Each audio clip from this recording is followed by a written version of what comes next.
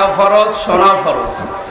দুইটা ফরজ তরক করে এখানে এসেছেন, এটা নফল কাজ। আফদালুল ইবাদাতি তিলাওয়াতুল কোরআন, হাদিস অনুযায়ী যত নফল কাজ আছে সর্বোত্তম নফল এইটা। বিশ্বনবী মসজিদে নববীতে প্রবেশ করলেন, দেখলেন বাম দিকে কিছু মানুষ আল্লাহ জিকির করছে, ডান দিকে তাকিয়ে দেখলেন কিছু মানুষ আল্লাহর কোরআনে কারিম নিয়ে আলোচনায় আছে। নবীজি বললেন দুই দল ভালো কাজে আছে, তবে সবচাইতে উত্তম কাজে আছে তারা যারা আল্লাহর কোরআন নিয়ে ব্যস্ত আছে। আমাকে আল্লাহ এই মুহূর্তে নির্দেশ দিয়েছেন আমি যেন কোরআনে কারিম নিয়ে যারা ব্যস্ত আছে তাদের সাথে শ্রোতা হিসাবে বসে কোরআনের আলোচনায় লিপ্ত হই। আপনি টের পেলেন এই আয়োজনের এখন কত মর্যাদা। বিশ্বনবী যদি এখন জীবিত থাকতেন আর এই মাগুরা জেলার উপর দিয়ে যদি হেঁটে যেতেন, কোরআনের ইজ্জতে তিনি এখানে এসে আলোচনায় অংশগ্রহণ করতেন। এই আয়োজনের আজকে এত সম্মান, এত মর্যাদা বৃদ্ধি হয়ে গেছে। সুতরাং এখানে একটু বসার জায়গা বা দাঁড়ানোর জায়গা পেয়েছেন, খুশি হয়ে কি করো কি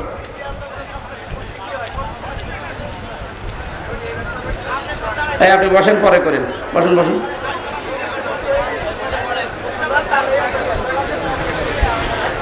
বাংলাদেশের ঐতিহ্যবাহী জেলা মাগুরা মোহাম্মদপুর থানার অন্তর্গত চালিমিয়া মাদ্রাসা প্রাঙ্গণ বাবুখালী হাফিজিয়া ও কওমি মাদ্রাসার উদ্যোগে 21তম বাৎসরিক ঐতিহাসিক তাফসীরুল কোরআন মাহফিলের স্বনামধন্য সভাপতি বিশিষ্ট ইসলামী চিন্তাবিদ, শিক্ষাবিদ জনাব মাওলানা মতিউর রহমান, সম্মানিত পরিচালক হাফেজ মোহাম্মদ হাবিব হোসেন, এতক্ষণ যারা কথা বললেন ফরিদপুরের সন্তান হাফেজ কারি মাওলানা নাইমুল ইসলাম, মঞ্চে বসা আছেন বাংলাদেশ জামাতে ইসলামীর মাগুরা জেলা শাখার শ্রদ্ধাভাজন জেলা আমির, বসা আছেন আপনাদের মাগুরার কৃতি সন্তান বিশিষ্ট ইসলামী চিন্তাবিদ, আইনজীবী, মুফাসসিরে কোরআন বড় ভাই জনাব মাওলানা জাহাঙ্গীর আলম, নাম না জানা অন্যান্য ওলামায়ে কেরাম, সামনে বসা মুসলমান ভাইরা, পর্দার আড়ালে সম্মানিতা মা এবং বোনেরা, প্রশাসনের ভাইরা, প্রাণপ্রিয় মাগুরাবাসী, দল মত জাতি বর্ণ ধর্ম নির্বিশেষে কোরআনের এই অনুষ্ঠানে আজকে যারা ইবাদত মনে করে এসেছে বলেন আলহামদুলিল্লাহ। এটা ইবাদত চলছে নাকি? চলছে। নামাজ যেমন ইবাদত মনে করে পড়েন, নামাজে দাঁড়ালে যেমন এদিকে ওদিকে তাকানো যায় না, কথা বলা যায় না, শুধু ফ্যান গণনা করা যায়। হ্যাঁ, সব যদি আপনি মনে করেন নামাজে যে 7, 10, 15 মিনিট দাঁড়িয়ে আছেন সব নিষিদ্ধ, এখানে 1 ঘন্টা সময় দেওয়া লাগবে, সব নিষিদ্ধ। পারবেন না? ইবাদত করতে হলে ইবাদতের মতো করা লাগবে। যেখানে আছেন যদি ওই অবস্থায় আপনার জীবন কেটে যায়, লাতার কাবুন না তবাকান তবাক, হে নবী যেখানে আছেন ওখানে থাকলে হবে না, আপনাকে উপরে ওঠা লাগবে। এক স্তর থেকে আপনাকে আরেক স্তরে নিয়ে যেতে চাই। বাচ্চারা যখন জন্ম দেয় দেখবেন ছোটবেলায় এই জন্মগ্রহণ করা বাচ্চাগুলো মানুষ ডাক্তারের কাছে নিয়ে যায়। ডাক্তার প্রথমে ওজন দেয়, মনে করেন 1 বছর বয়স ওর ওজন হয়েছে 3 কেজি। কত? 3 কেজি বা 5 কেজি। 1 বছরে ওর ওজন। এই 5 কেজির বাচ্চাকে আপনি 2 বছর পরে আবার নিয়ে গেলেন, ডাক্তার আবার ওজন দিচ্ছে 5 কেজি আছে। কি অসুস্থ না সুস্থ? বলেন বলেন। জন্মের পর থেকে আমরা মনে হয় এদেশে মুসলমান হয়ে, যেহেতু জন্মগ্রহণই করেছি মুসলমানের ঘরে, আর 96% মুসলমান এই দেশে আছে, এই কারণে এরকম অনুষ্ঠানগুলো আমরা অন্তত এদেশে আবহমান কাল থেকে চলে আসতেছি। আমরা কয়েকদিন আগে একটা জরিপ পেয়েছি, মক্কা থেকে মদিনায় ইসলাম যাওয়ার আগে মুহাম্মদুর রাসূলুল্লাহর সাহাবী এবং নবীজির মামাতো ভাই এই বাংলাদেশে ইসলাম অলরেডি নিয়ে এসেছিলেন। এই বাংলাদেশ, ভারত, পাকিস্তান এই এলাকাতে একটা মসজিদের সন্ধান পাওয়া গেছে উত্তরাঞ্চলে। তার মাটি পরীক্ষা করে দেখা গেছে এই মসজিদটা 1473 বছর আর এই 7 বছর কত হয়? 80 বছর। আপনি নবীজির জন্মের যে হিসাবটা আছে যদি হিসাব করে দেখেন, যারা গবেষণা করছে তারা বলছে যে সময় এই মসজিদের এখানে প্রতিষ্ঠা, মৃত্তিকা গবেষণাগারের রিপোর্ট অনুযায়ী বিশ্ব নবী ওই সময়ও দুনিয়ায় 3 বছর বেঁচে ছিলেন। তার মানে নবীজি এই পৃথিবীতে জীবিত থাকতেই এই দেশে ইসলাম চলে এসেছে। কথা বুঝতেছেন? যেহেতু ইসলাম অনেক আগের শিকড় গেড়ে আছে এখানে, সেই হিসাবে বহুদিন থেকে কোরআনের আলোচনা ধারাবাহিকভাবে এখানে চলতেছে, চলবে ইলা ইয়াউমিল কিয়ামা। এখন এটা দেওয়ার সময়, এখন আমি কখন খাবো এটা? তোমার আছে সে রংপুর এলাকার মানুষ, রংপুরের এলাকার মানুষকে আমরা একটু উল্টাপাল্টা নামে ডাকি। আমরা খুলনা বিভাগের লোক, আমার বাড়ির এই পাশে কুষ্টিয়া। খুলনা বিভাগের যে 10টা জেলা, বাংলাদেশে যত জেলা আছে সবচেয়ে বেশি ভালোবাসি আমি এই 10টা জেলাকে, এরপরে বাইরের। তো ওই সমস্ত উত্তর অঞ্চলের এই রংপুর বিভাগের যে জেলাগুলো আছে, এই মানুষগুলো একটু সহজ সরল, যেটা রেকর্ড হচ্ছে ওদের আবার মন খারাপ হবে। মানে এমন সহজ সরল, গাড়িতে আপনি হরেন দেবে তো সাইড দেবে তো তাকে আরো দেখে যে কে আসতেছে। আমি আসার পরে এনার কাছে বলেছিলাম যে একটা লবঙ্গ দিয়ে, কারণ সময় পাইনি খাবার খাওয়ার, একটা লবঙ্গ দিলে এখন নিয়ে এসে দিচ্ছে। এখন কখন খাবো? ঠিক আছে, তারপরেও যেতে এসেছে শুকরিয়া আপনাকে, দরকার মাহফিল শেষ করে খাবো। এই জন্য আবহমান কাল থেকে যে নিয়ম নীতির সাথে আমরা অভ্যস্ত, তার ভেতরে আজকের এই অনুষ্ঠানটা অন্যতম। কথা বলেন এখানে। এই 53 বছর স্বাধীন হওয়ার পর থেকে অন্তত আমরা এভাবে চলতেছি কোরআনের আলোচনা, এর আগেও এভাবে চলতেছে। 53 বছর আগেও আপনি যা শুনেছিলেন, এখনো কোরআনে কারিমের আলোচনা ওইভাবে, হয়তো ধাঁচ পাল্টিয়েছে, শুনতেছে। এর আগেও আপনার ওজন ছিল ওই 5 কেজি, 53 বছর পরে এখনো আপনার ওজন 5 কেজি। আপনি কি সুস্থ না অসুস্থ?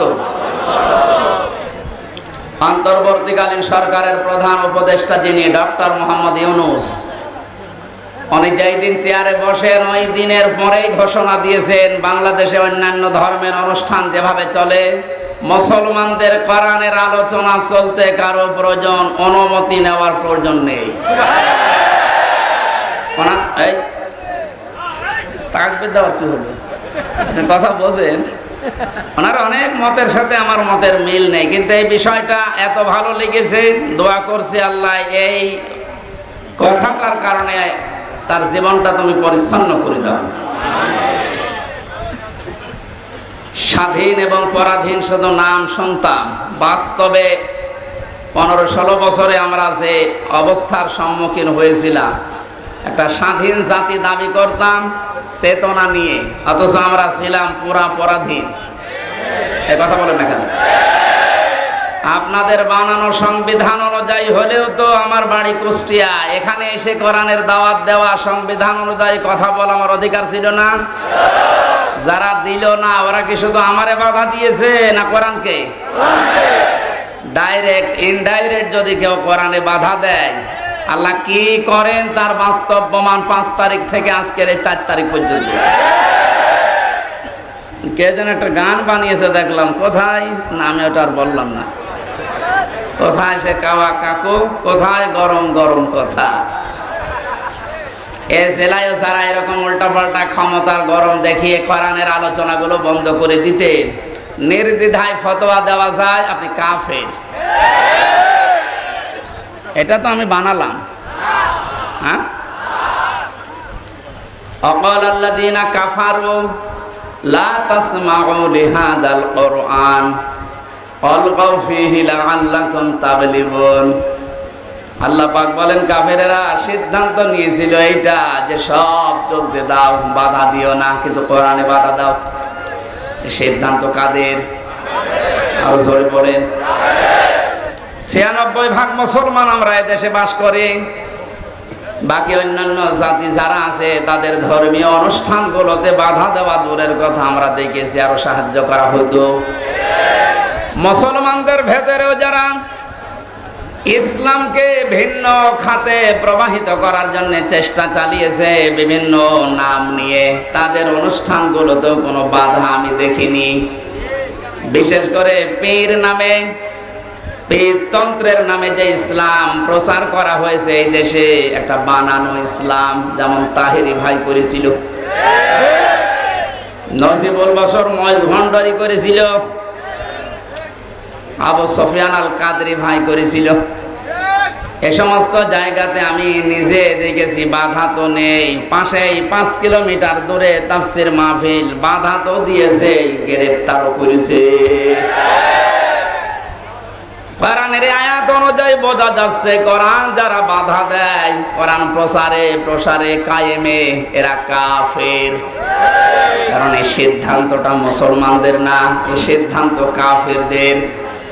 কাদের বলেন তো? এখানে একটা মাসলা বলছে, কেউ যদি কাফেরকে কাফের মনে না করে সেও কাফের। জেলখানায় আমি 3টা বছরের ভেতরে সবচাইতে বেশি এই কথাটা মাওলানা মামুনুল হকের কাছে শুনেছি। উনি মাঝে মাঝে বলতেন, হামজা যদি বাইরে যেতে পারি কোন কাফের জানাজায় যাব না, কবরেও যাব না। বলতাম, ভাই আপনি এই বিষয়টা নিয়ে তো বেশি কথা বলেন।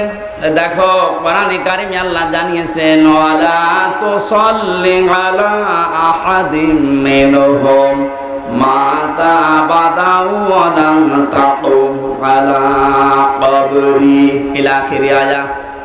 সূরা তাওবার 84 নম্বর আয়াতের প্রথম অংশে আছে, আল্লাহ পাক বলেন, হে নবী এরা মারা গেলে এদের কবরের পাশে দাঁড়ানো দূরের কথা, এদের জানাজার নামাজ পড়া দূরের কথা, আপনি এর পাশ দিয়েও যাবেন না। যদিও তাকুম আলা কবরের ব্যাখ্যা 2টা পেয়েছি তাফসিরে।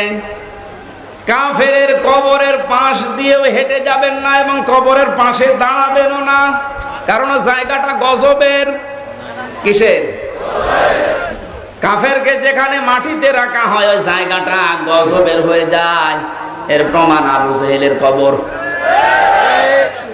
বদরের ময়দান দেখতে গিয়েছিলাম, যিনি আমার সাথে ছিল ওই দেশের, আমারে বলছে এই যে বিশাল কবরস্থান, এটা সাহাবীদের, 14 জন সাহাবী শহীদ হয়েছিল, এখানে সবাই আছে।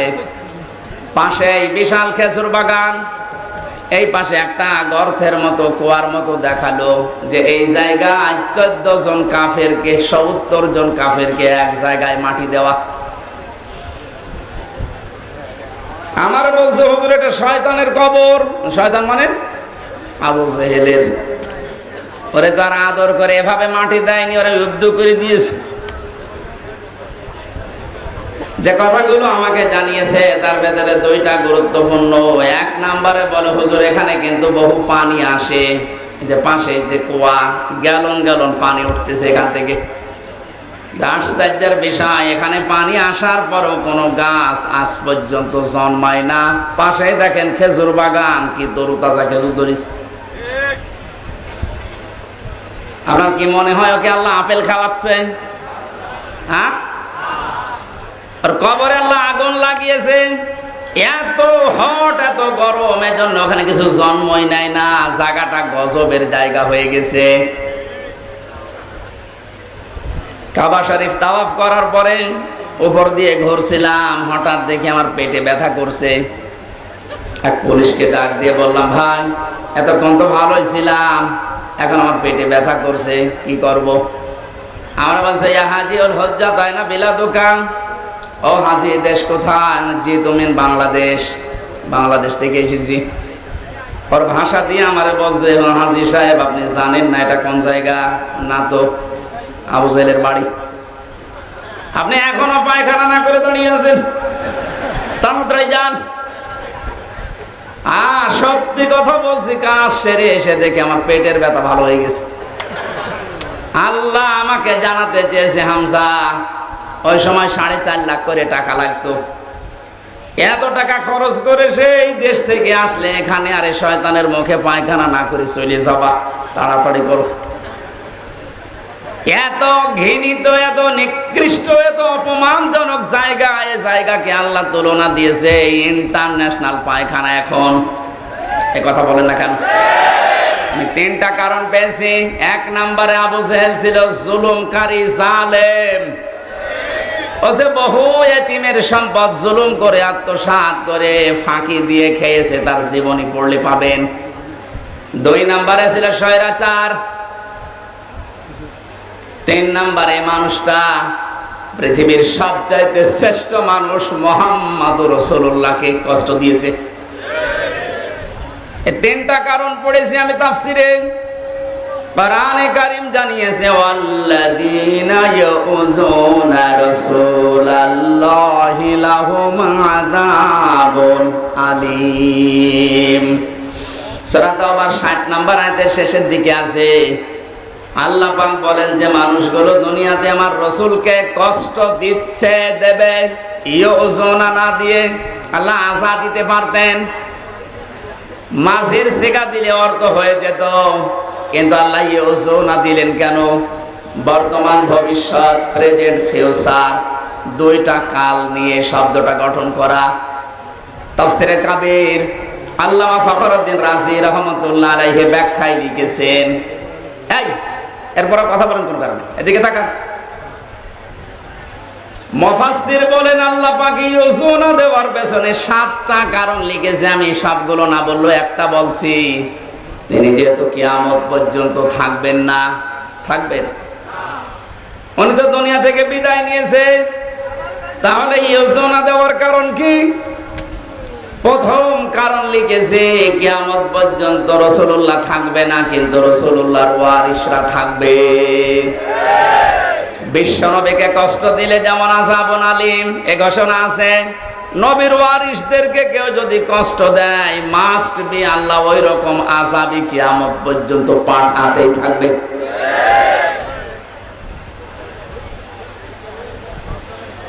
এই আয়াত অনুযায়ী বোঝা যাচ্ছে আজ নবীজি দুনিয়াতে নেই, বিশ্ব নবীর ওয়ারিস যারা আলেম, সত্যিকারের আলেম যারা, আলেম হলেই হবে না, আলেম তো বহু আছে, আমরা দেখতে পাচ্ছি। ফরিদউদ্দিন মাসুদ আলেম, একবার বসে লেখা। মুফতি ফয়জুল্লাহ তো আলেম।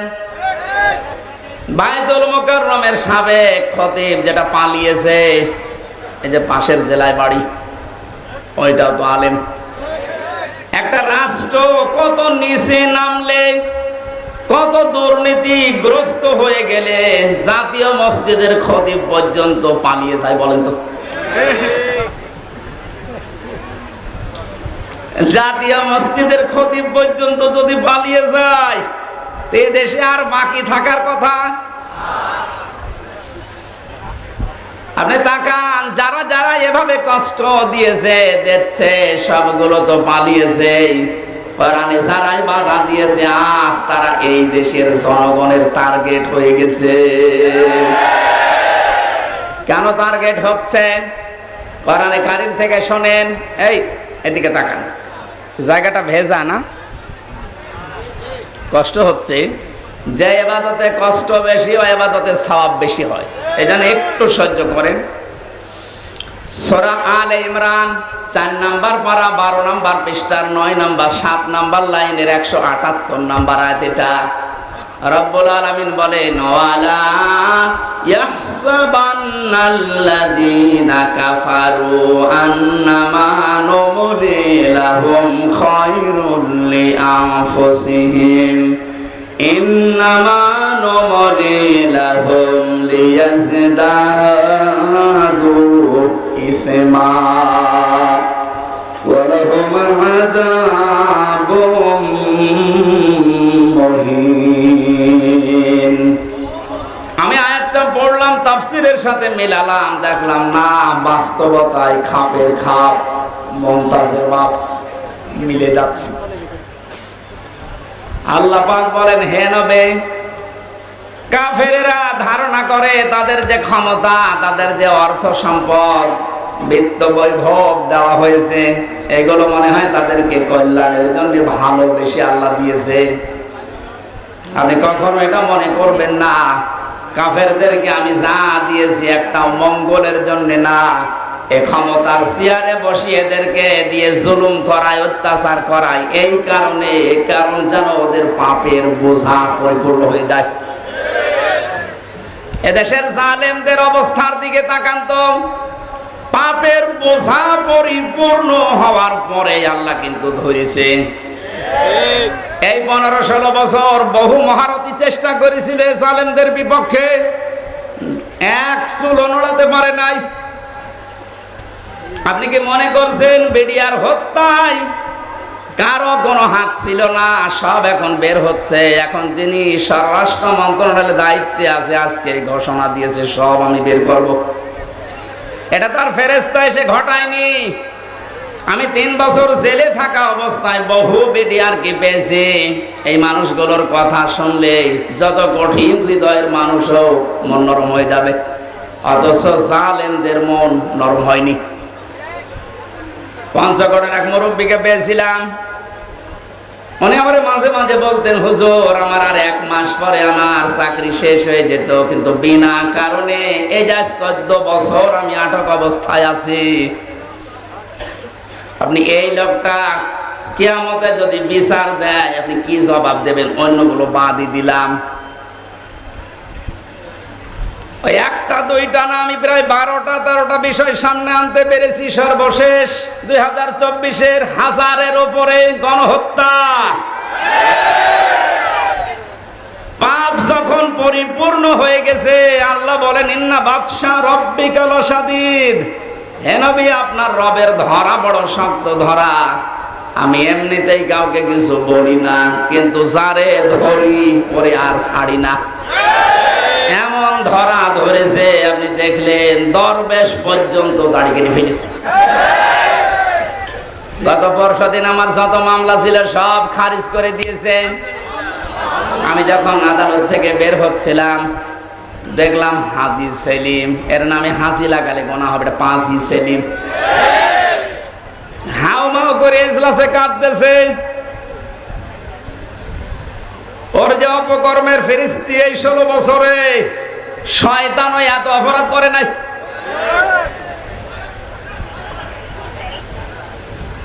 এমন ধরা আল্লাহ ধরেছে, অপমান কারে বলে আয়াতের শেষে ছিল আলাহুম আযাবুম মুহিন।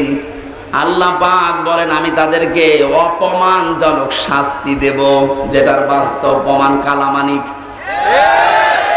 এরকম অপমান মনে হয় ফেরাউনও হয়নি। ফেরাউন ডুবে মরে গেছে, কিন্তু ওর বিসি হুডে এর বিসি পর্যন্ত শেষ। আর কি হারাবেন আপনি? আমার বিসি না উড়ে গোড়া থেকে উড়ে গেলে ভালো হইতো। যতগুলো অপমান আমরা দেখতে পেলেন, এই যে হারুন আঙ্কেল 3 ইঞ্চি, এই লোকটা অপমান হওয়ার পেছনে আমি যতটুকু দেখেছি, আমার সাথে ওই ছোট হুজুরটা ছিল প্রথমে 2 মাস, ওই যে মাদানি রফিকুল ইসলাম মাদানি মাওলানা আমারে বলছিল হামজা ভাই, ভাই বলে এই জন্য কারণ ওর বয়স আমার বয়স সেম সেম, তো দেখতে ছোট কিন্তু বয়স আছে। এখন তোর বয়স 30 আর আমার 32। আমারে বলছে হামজা ভাই আমারে রিমান্ডের নামে নিয়ে গেল আমার হাতের ছিলে, রাত 12:30 1টার দিকে 2 পাশে ব্লক করে পুরা উলঙ্গ করেছে। আমারে 1 টুকরা কাপড় আমার শরীরে নেই, হাফ প্যান্ট ছিল ওইটা খুলে নিয়েছে। আমার হাতে একটা সিগারেট ধরিয়ে দিয়েছেন, পাশে একটা অর্ধ উলঙ্গ মহিলা কোত্থেকে নিয়ে এসে দাঁড় করিয়ে ছবি তুলছে, বলছে এটা সকালে ছড়িয়ে দেব, মানুষ বুঝবে যে হুজুর কত খারাপ। আমার বলছে হুজুর আমার এত অসহায় মনে হচ্ছিল নিজেকে, চোখের পানি ফেলে কাঁদলাম, ডাক দিয়ে বললাম মাবুদ তোমার কোরআন আমি 100 ভাগ বিশ্বাস করি, তুমি যা দেখলে, তুমি যা দেখলে যা শুনলে আমি তো জানি, আমি কিচ্ছু জানি না বিষয়। আমাকে যে প্রশ্নগুলো করে এর সাথে আমি ন্যূনতম জড়িত না। সন্ত্রাসবাদী আইনে মামলা দিয়েছে উল্টা পাল্টা করে। এক এসআইকে ডাক দিয়ে বললাম ভাই আমার সাথে আপনারা যা করছেন, রাস্তা তো ব্লক করে দিয়েছে।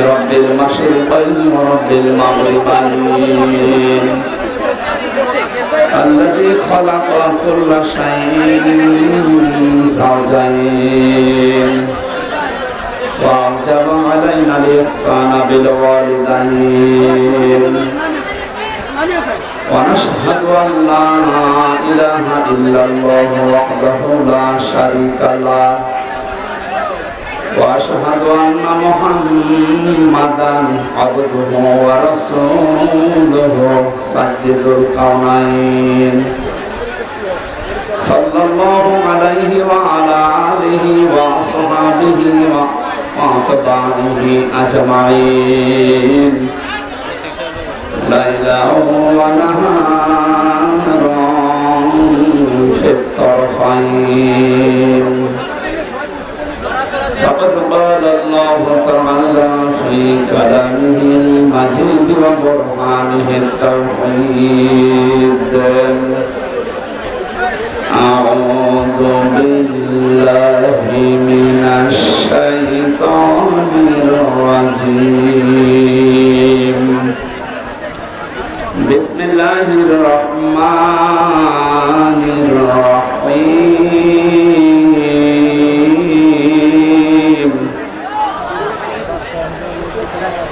ولا يسأل حميم حميما يبصرونهم يود المجرم لو يفتدي من عذاب يومئذ بضنين وصاحبته وأخيه وفصيلته التي تؤويه ومن في الأرض جميعا ثم ينجيه كلا إنها لظى نزاعة للشوى تدعو من أدبر وتولى وجمع فأوعى صدقت يا ربنا. عن أبي هريرة رضي الله تعالى عنه قال قال النبي صلى الله عليه وسلم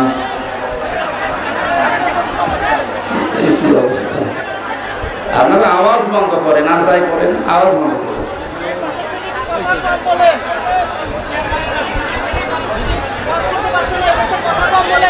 يقول سبعة يظلهم الله في ظله يوم لا ظل إلا ظله الإمام العادل إلى آخر الحديث رواه ابن ماجه. وقال تعالى في شأن رسوله وما زادهم إلا إيمانا وتسليما. اللهم صل على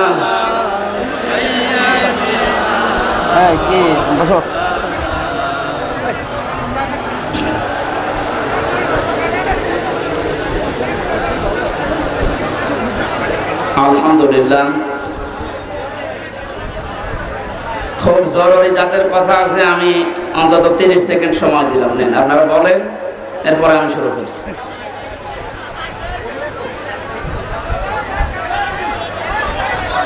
করেন, তাড়াতাড়ি করেন ভাই, 30 সেকেন্ড তো হয়ে যাচ্ছে, তাড়াতাড়ি করেন।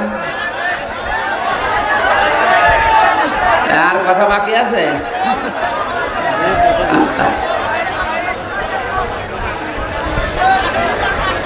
30 সেকেন্ড হয়ে গেছে। আমি আশা করব আপনারা আর কথা বলবেন না, কারণ কোরআনে কারিমের আলোচনা হলে চোখ